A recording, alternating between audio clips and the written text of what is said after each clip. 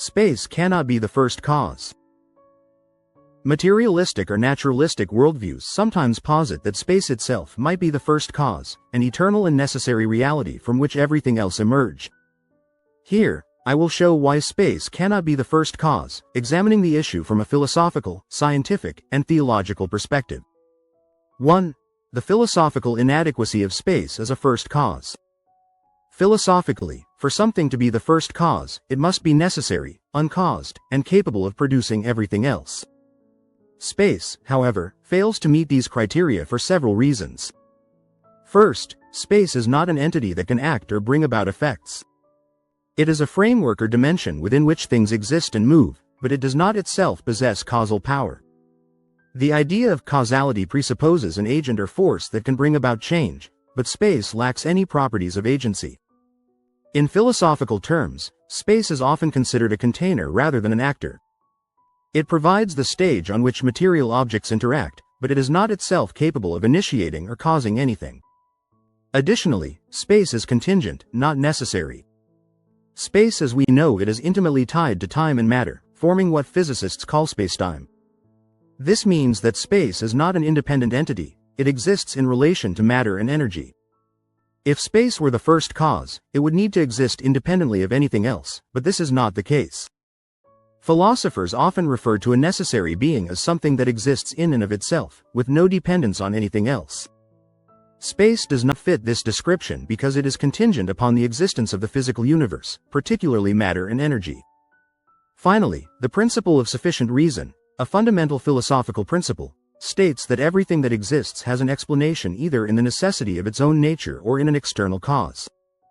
Space requires an external cause for its existence, as it does not exist by necessity. Its very nature as a contingent reality suggests that it is not self-explanatory and must have been caused by something external to it. 2. The scientific understanding of space. From a scientific perspective, space cannot be the first cause for several reasons rooted in modern cosmology and physics. According to the Big Bang theory, space, time, and matter all came into existence about 13.8 billion years ago. Before the Big Bang, there was no space, no time, and no matter. This suggests that space itself is not eternal but had a definite beginning. If space had a beginning, then it is not the first cause but rather something that was brought into existence. Theories such as the Standard Model of cosmology show that space is expanding, meaning that it has dynamic properties tied to the creation and development of the universe. If space were truly the first cause, it would need to be static and eternal, but the scientific evidence points to space being finite in age and contingent on the Big Bang. Furthermore, space is part of the fabric of the universe and is subject to the laws of physics. The theory of general relativity describes space as something that can bend, stretch, and change in response to matter and energy. This indicates that space is reactive and shaped by other things, rather than being a self-existent, independent entity. The interaction of space with matter and energy shows that space cannot exist in isolation. It depends on other things for its very nature and behavior. This further undermines the notion that space could be the first cause, as it requires something external to itself for its existence and configuration. 3. Christian theology and the nature of the first cause. Christian theology has long held that only God, who is eternal, necessary, and self-existent, can be the first cause of everything that exists. The doctrine of creation ex nihilo, creation out of nothing, teaches that God brought the universe, including space, into existence. In the opening verse of Genesis, in the beginning, God created the heavens and the earth. Genesis chapter 1 verse 1. We see that both the material world and the space in which it resides were created by God. Space, therefore, is part of the contingent universe and cannot be the cause of itself or of other things. One of the key attributes of God, according to classical theism, is aseity, the quality of being self-existent and independent of anything else. God does not rely on space or time for his existence, rather, he transcends them. God is outside of time and space, which means that he is not limited by the dimensions or properties of the physical universe. If space were the first cause, it would need to possess these divine qualities, but as we have seen, space is dependent, contingent, and finite. Additionally, theological arguments such as the Kalam cosmological argument support the idea that the universe, including space, had a beginning and therefore requires a cause outside of itself. The argument posits that everything that begins to exist has a cause, and since space had a beginning, it must have been caused by something beyond space, namely, God. Only an eternal, uncaused being like God can account for the existence of contingent realities like space and time. 4. The logical inconsistency of space being self-caused. For space to be the first cause, it would have to be self-caused, meaning it would have to bring itself into existence. This idea is logically incoherent because something cannot cause itself to exist. In order for something to cause itself, it would need to exist before it exists, which is a contradiction.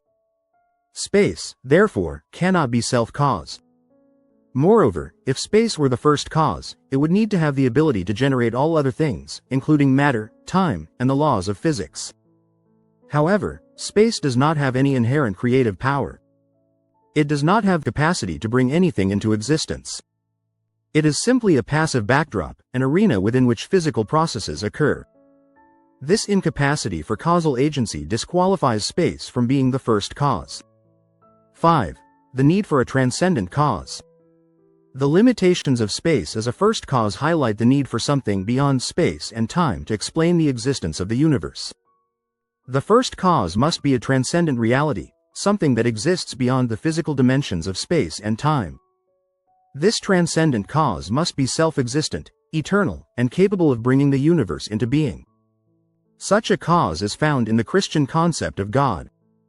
Unlike space, God is not bound by time or contingent upon anything else. God is the uncaused cause, the necessary being who brings everything else into existence. God is also the sustainer of all things, meaning that even the continued existence of space depends on God's will and power. In contrast, space, as a contingent reality, relies on something beyond itself for its existence and cannot function as the ultimate source of all things. Conclusion. Space as a contingent reality. To conclude, space cannot be the first cause of the universe for several key reasons.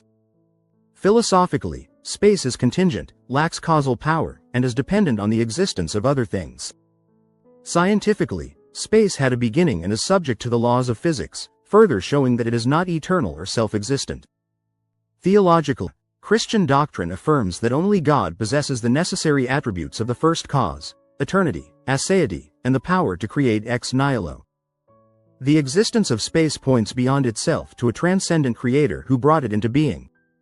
Space is a part of the created order, and like all contingent things, it requires an ultimate cause that is beyond space and time. That cause, according to both reason and Christian theology, is God. Thanks for watching. Please like, share and subscribe, and comment below if you agree or would like to add your thoughts.